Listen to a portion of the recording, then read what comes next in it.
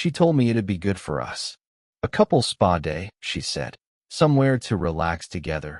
Somewhere we could reconnect. We hadn't been doing so well lately. Not since that stretch in early spring when I was working 12-hour days and barely home before dark. She said she missed me. Said we needed time, just the two of us. Said her coworker, Marla, had gone to this new place with her boyfriend and swore by it. The place was one of those modern, upscale spas, not a sketchy back alley thing, but something with eucalyptus in the air and little bamboo fountains on every shelf. They gave us robes, slippers, and a little wristband that buzzed when it was time for our session in the private sauna. It was supposed to be an hour of just us. No phones, no distractions, just heat, quiet, and each other. I was genuinely looking forward to it, but I should have noticed it then, how she was dressed a little different, how she checked herself in the mirror more than once before we left, how she wore makeup to a sauna. Who wears mascara to sweat? I pushed the thought away. I didn't want to be that guy, paranoid, insecure. She was beautiful, and maybe she just wanted to feel good about herself. That's what I told myself. The spa staff led us to the wooden door of our private suite. The woman smiled and told us we had 1 hour, that there were emergency buttons if we needed anything, and that the session was entirely undisturbed unless we asked for help. Inside, the heat was already building, dry and dense, wrapping around us like a slow suffocation. I sat down on the lower bench, legs wide, arms resting on my knees. She sat across from me on the upper level, tucking one leg underneath her, tilting her head, eyes half-lidded. Then he walked in. The door cracked open behind me, and I thought maybe it was a staff member. Maybe someone got the wrong room. But no, he didn't look lost. He looked like he belonged there. Tall, shaved head, scarred down the side of his neck like he'd been in something serious once. He was wrapped in a towel, but there was a kind of relaxed confidence in the way he moved, like he wasn't shy about anything. I stood halfway up. Sorry, man. Private room. He didn't even look at me first. He looked right at her, dead at her. And she? God, I'll never forget her face. The way her lips parted just slightly. The way her hand went up to tuck a loose piece of hair behind her ear. The way she smiled like she knew him. That smile didn't belong in a marriage. Oh, he finally said. I still locked on her. Thought this was the co-ed steam. My bad. His voice was gravelly, like he didn't care one way or another whether he stayed or left. She didn't say anything, just smiled. I looked at her, then him, and I had this weird feeling crawl up the back of my neck, like I was watching something I wasn't supposed to see. Something about how they looked at each other. It wasn't first-time strangers kind of curiosity. There was recognition there. And something else. Something worse. But he left. The door shut. And it was just us again, the steam hissing louder now in the silence.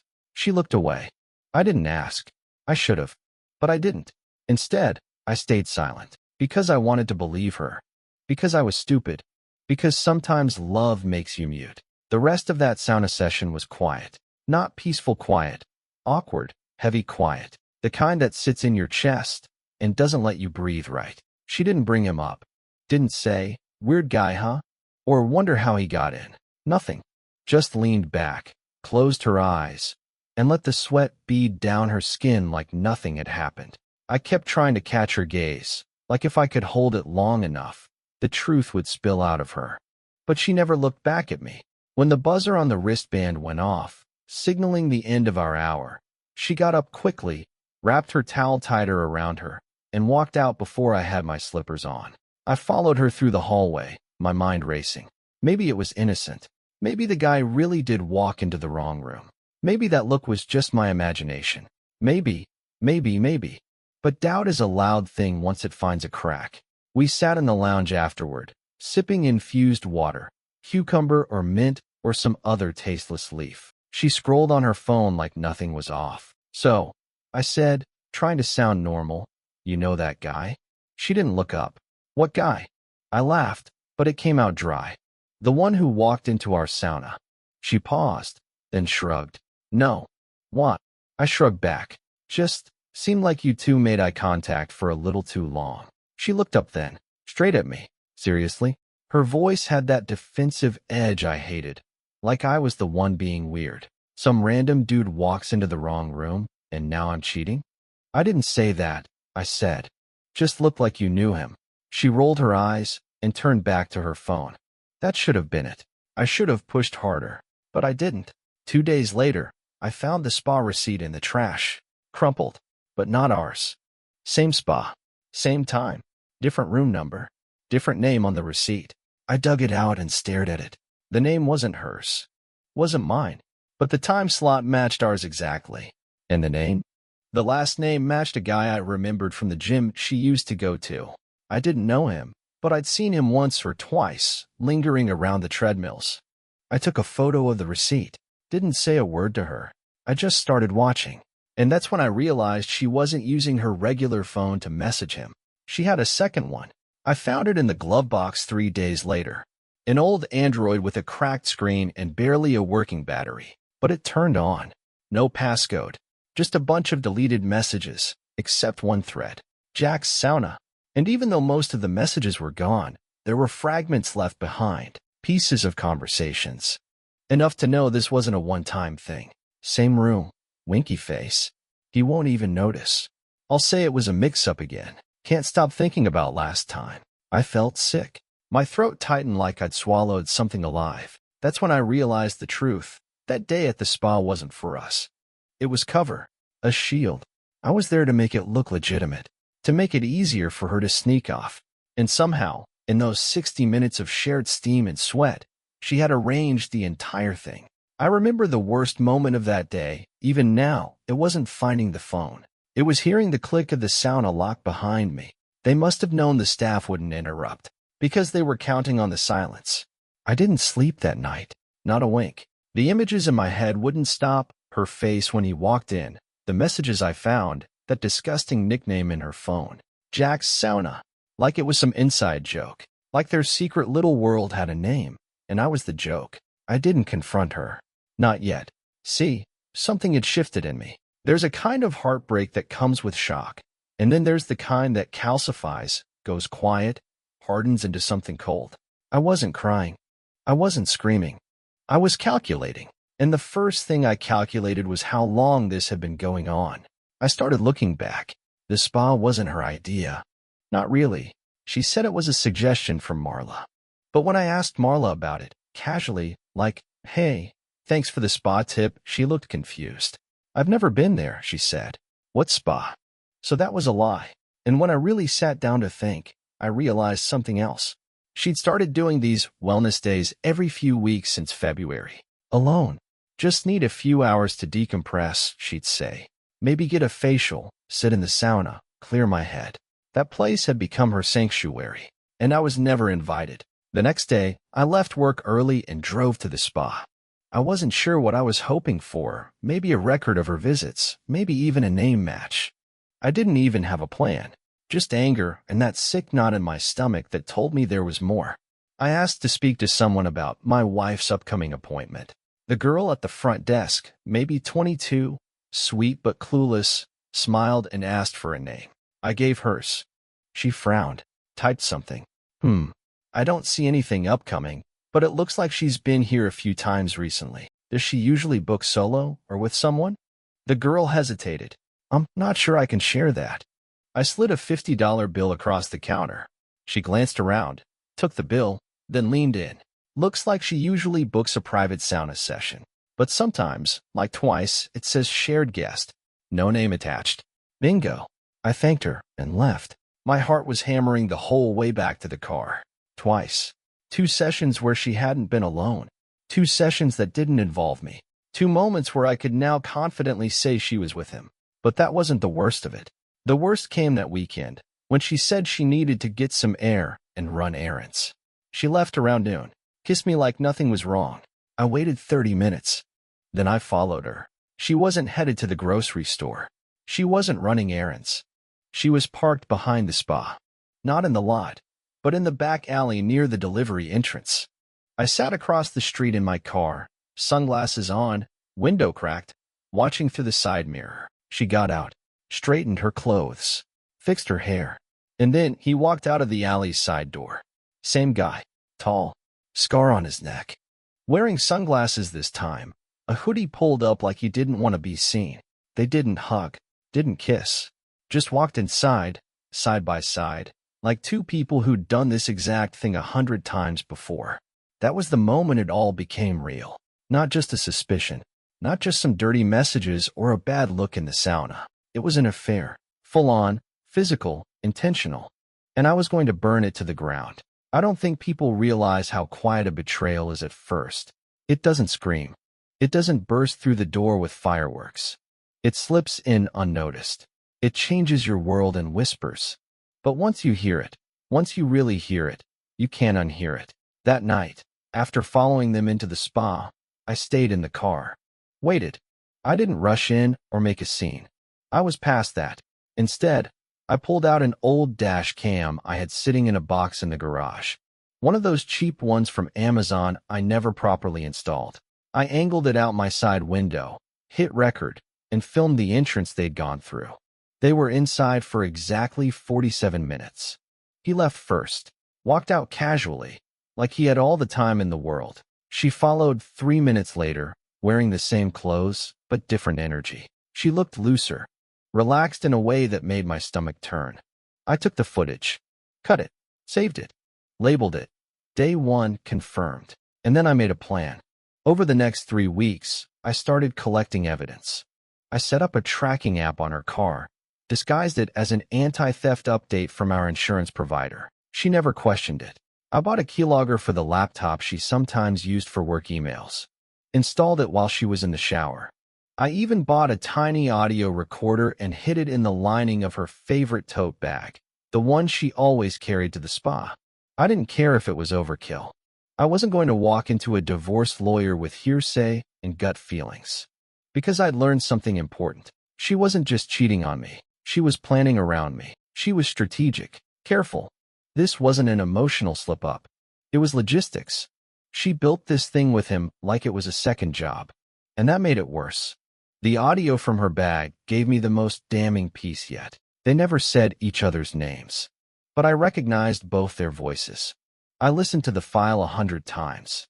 Just 30 minutes of muffled voices, occasional laughter, water dripping in the background. But one line stood out, clear, unmistakable. She said it like a joke, but her tone was bitter.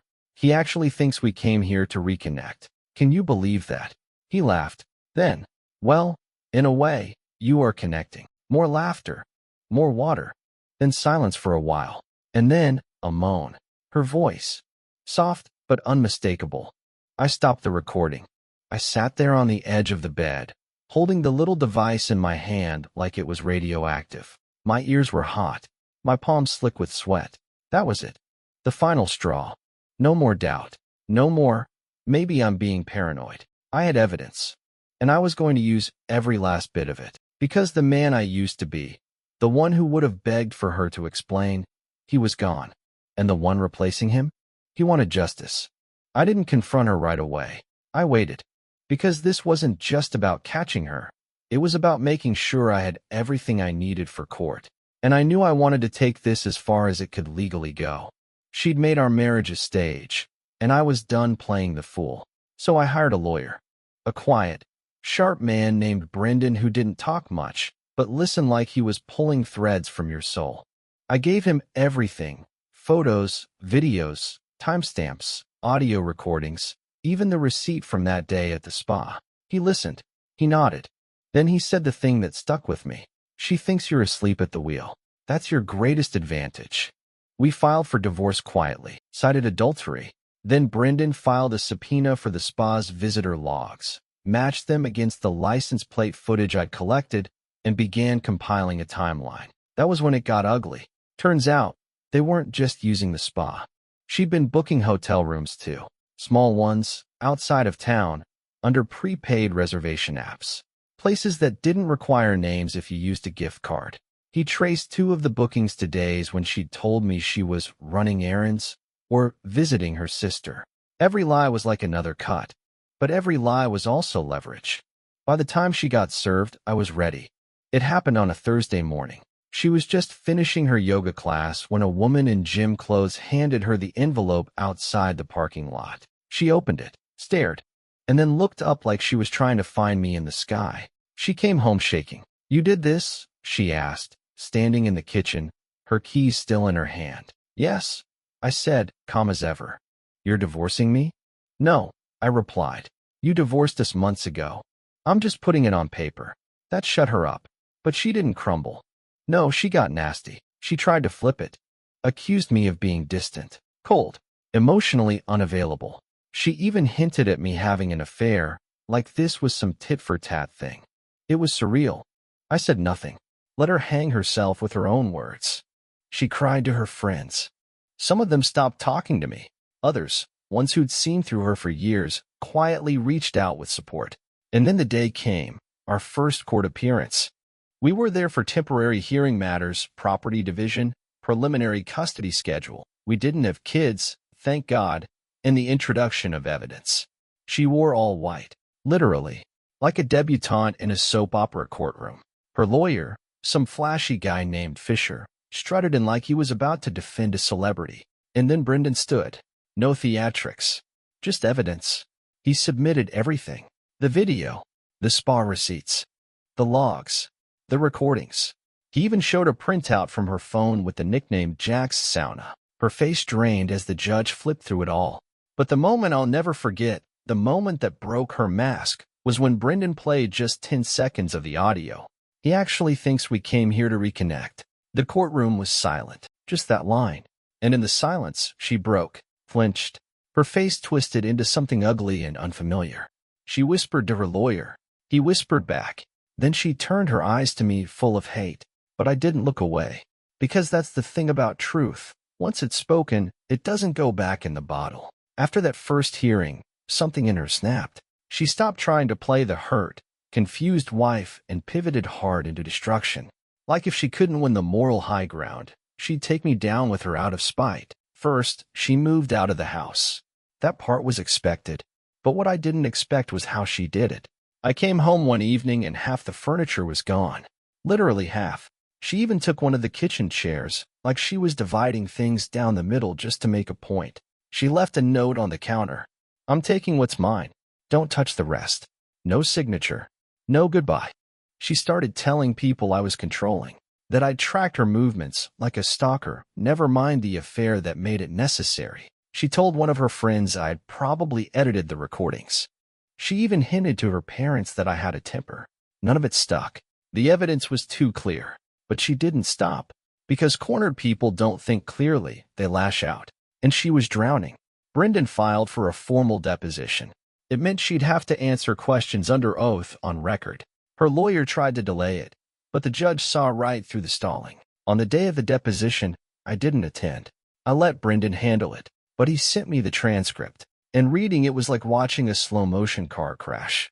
She denied the affair at first, said nothing physical ever happened, said Jax was just an old friend she bumped into a couple times.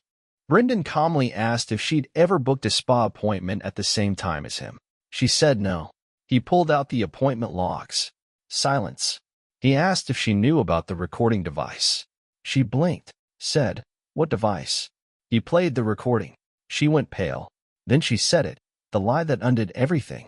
"That recording's illegal. It can't be used." I didn't know about it, but Brendan was ready. He explained that in our state, only one party needs to consent to a recording, and that one party was me, because it was my property, my car, my household. The judge would later rule all the evidence admissible. It was over in that moment. She didn't know it yet, but it was. She stopped cooperating after that, started missing court deadlines. Her lawyer filed a motion to withdraw, said she was being unreasonably difficult and refusing communication. She burned through another lawyer in 2 weeks. The third one barely showed up. But the best part? Turns out she'd been using our joint credit card to fund those hotel stays and spa sessions. Brendan flagged it and filed a reimbursement request. She'd have to pay me back. That was when I started smiling again, not because I was happy, but because justice, real, cold, silent justice, was finally happening. And she had nowhere left to run. They say when someone's drowning, They'll flail and grab anything, even if it drags someone else under. That was her now. Desperate, irrational, and just smart enough to be dangerous. She filed a counterclaim.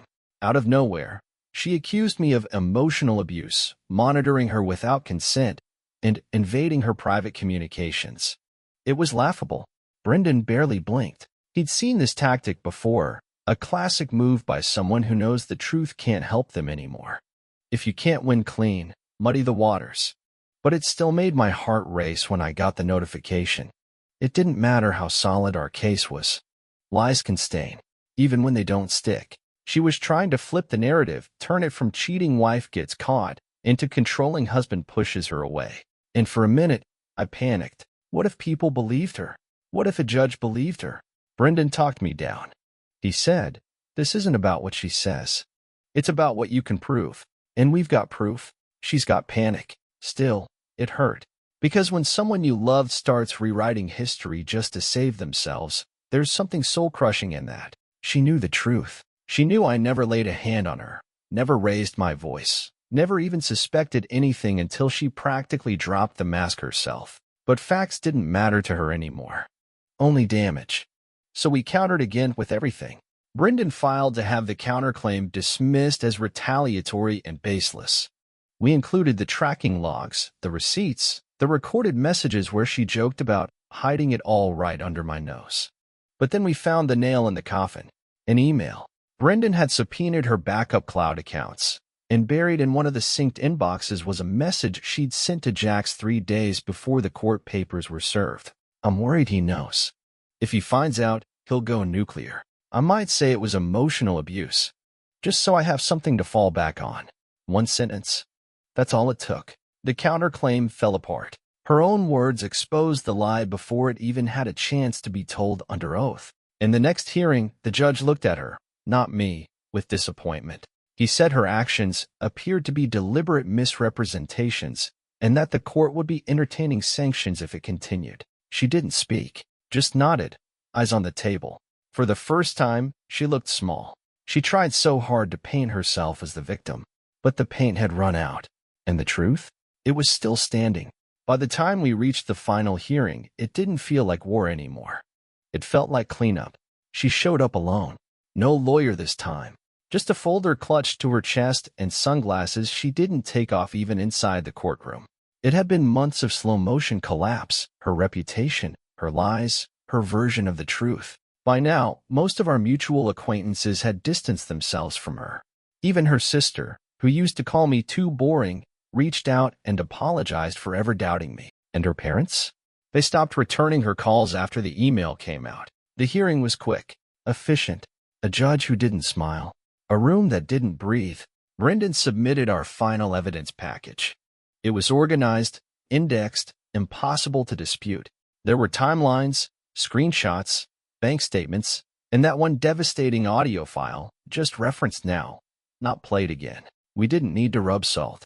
The wound was wide open. She had nothing to say. Literally. When the judge asked if she wanted to make a statement, she shook her head. I wondered if it was regret or just exhaustion. Brendan made our closing remarks.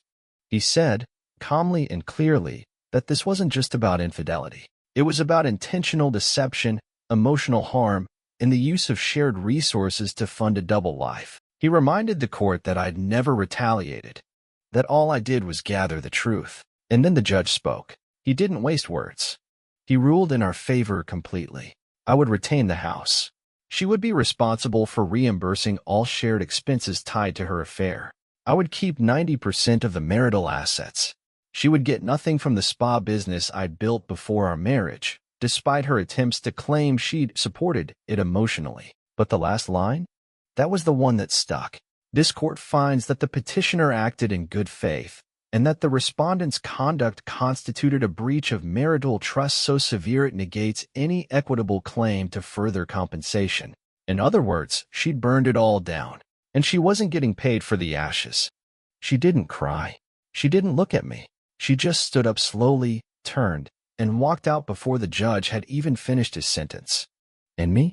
I stayed seated, just for a moment longer, letting the silence settle around me, not the kind that hurts. Not the kind she left me with in the sauna, but the kind that comes when justice has been done.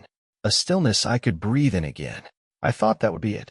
I thought after the ruling, after losing everything in court, she'd disappear, fade off into whatever version of herself she'd built with him, or with someone new. But people like her, they don't retreat. They can't stand silence unless they're the ones choosing it. 2 weeks after the ruling, I got a message request on Facebook.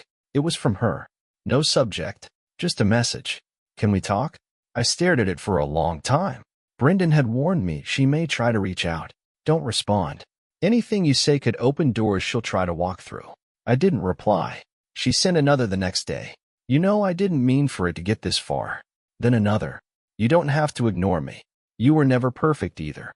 That last one made me laugh. Out loud. In the kitchen, holding my phone in disbelief. I could almost hear her voice in those words, trying to rewrite the narrative again, trying to flatten the story, reduce it to mutual mistakes. But I stayed silent. Until the 3rd week. That's when she showed up at my work. I saw her through the glass doors before she even walked in, standing there, nervous, sunglasses on again like they were armor. She had something in her hands. A folder? A card? I met her in the lobby, didn't even let her step past the second rug. What are you doing here? I asked, quiet but firm. She hesitated. I just wanted to explain. You already did, I said. In court. In your messages. In that recording. I made a mistake. No, I said. A mistake is leaving the oven on. You made choices. Over and over. She looked down, then back up. And for the first time in months, she looked unsure, small, human. But I didn't feel pity. I felt peace. She handed me the folder. These are some photos. Stuff I had. Thought you might want them back. I didn't take it. I don't want anything you touched after him. That hit. I could see it in her eyes. Then she said something strange. He's gone, by the way. Jax. Disappeared as soon as the court date happened. Blocked me. Never even said goodbye. I didn't say a word. She wanted sympathy. She wanted me to feel like we'd both been betrayed. But we hadn't. Only one of us had stayed honest. Only one of us had fought fair. And only one of us had walked out of the courtroom with dignity. She left quietly after that. Didn't message again. Didn't show up anywhere. It was over. But not just the marriage. Not just the betrayal. The part of me that still needed closure from her. He was gone too. I had all the closure I needed. And it came in the shape of silence she could no longer control. Life didn't go back to normal after the court ruling. Because there was no going back. But something better happened. It moved forward. I repainted the living room first. Just a small thing. New color, different light. Then I took down every photo of us, boxed them up, left them in the garage where they could collect dust. I cleared out the closet, sold the bed we'd shared, replaced it with something that didn't feel like a grave. Brendan sent over the final paperwork 2 weeks later. Divorce finalized, property settled, reimbursement payments scheduled. He included a short note at the bottom of the email. Most people don't win these clean. You did. I read that line 5 times. Because it wasn't about money, wasn't about property. It was about walking away without becoming like her. I hadn't screamed, thrown things, or retaliated. I hadn't cheated back or gone online to smear her name. I'd just told the truth, and the truth had done the rest. People in town started hearing the full story, slowly. Not from me, but from the evidence. From what leaked out during proceedings. Turns out, when someone lies to everyone, no one rushes to protect them when the mask slips. Her job let her go quietly, probably mutual, but I doubt it was on her terms. Jax, still gone. Some people say he moved states. Others say he was never really hers to begin with. Just a guy who liked the thrill until it got complicated. Funny thing is, I don't even think about him anymore.